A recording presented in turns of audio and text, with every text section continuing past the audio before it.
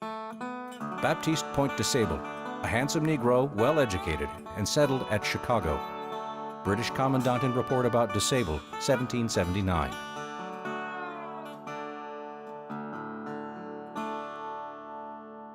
Not all blacks in early Illinois were slaves.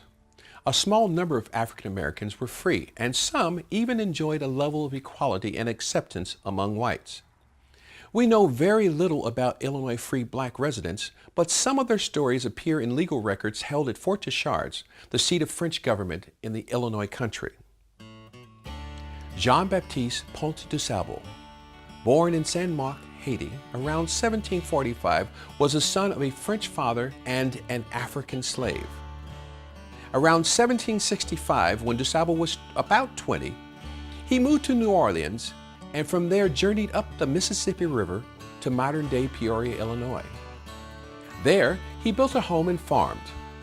It was also there that he married Catherine, the daughter of a Potawatomi chief. Years later, in 1778, he traveled all the way back to Cahokia to have his marriage formalized in the Church of the Holy Family. By 1779, DuSable had moved from his home in Peoria to settle on the north bank of the Chicago River near Lake Michigan.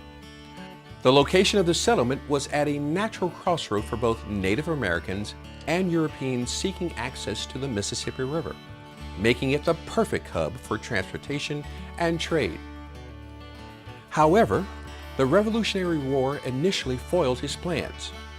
You see, DuSable supported American interest over British. He was labeled a spy and arrested by British forces. He remained in their custody for nearly 4 years, but so impressed the British governor that he was put in charge of one of their outposts, which he managed for 3 years.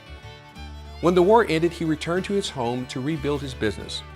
Along with his wife, DuSable lived for 20 more years, rearing 2 children and overseeing the birth of a grandchild in the first permanent settlement of what would later become the heart of downtown Chicago.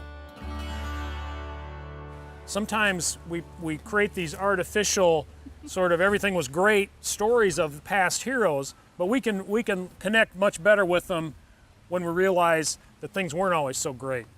You know, when asked, well, where did Lincoln live before? That Lincoln had to share an apartment or share a room with a guy, not even a full apartment, just shared a room with a guy because he couldn't afford anything else. He ended up in the White House.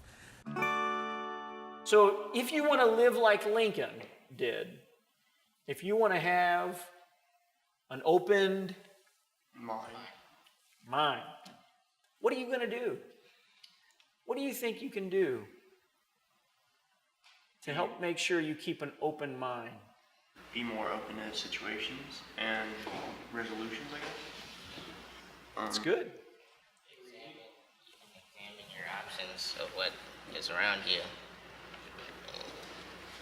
Try to make a positive no out of a negative one, basically. Or try to see a brighter side to the negative that you already are. That's good. Because so often when we're trying to move forward,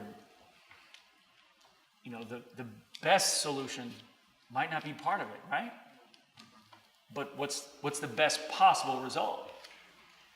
That's a really, really important outlook. Sometimes change, as we're going to see later on in some of the stories we talk about, sometimes change takes a long time, and we have to make inroads where we can. Go ahead, you had something you were going to say too. I was saying read. Oh, yeah. Read. So do books still open minds, even with all these and everything else we have? Do books still open minds? Yes. Yeah, I think they do. I think they do too. I think no one should like be afraid to experience new things. That kind of is a good and a bad thing, but it could be a good outcome. Being open to new things. Yeah. So how much work and effort do you think it will take for you to achieve those goals? A lot. Okay, define what a lot means. I mean, Determination. It can take a lot of practice. What about planning? I mean, do you have to have a plan in order to figure out, in order to be what you want to be? Okay. Have to set goals You have to set goals. and achieve them. So, setting goals, what else? You have to be able to not let your failures define you.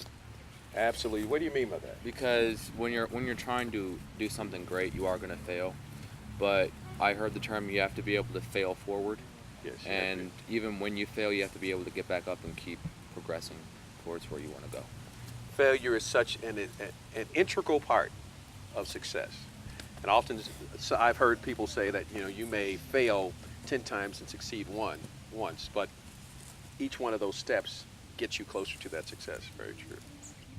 Now here's the thing with Lincoln, though, is he did it, right? He went from a certain situation through his own effort and became a lawyer.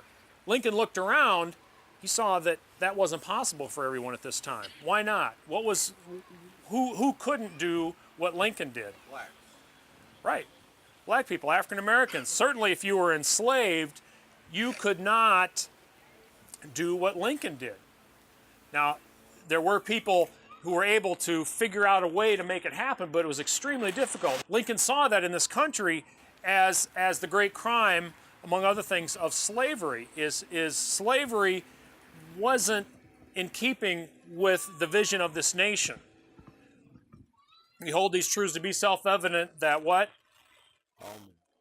All men are created equal. If people were free to achieve the greatness that's within them without any artificial limits like slavery would be or black laws in Illinois, they could do it. And there's evidence of that all over. The story of America is that evidence. Whether you're a recent immigrant, whether you're a former slave, the greatness is within us, as long as there aren't these artificial limits to what we're trying to achieve. I want every man to have the chance, and I believe a black man is entitled to it, in which he can better his condition. That is the true system. Abraham Lincoln, 1860.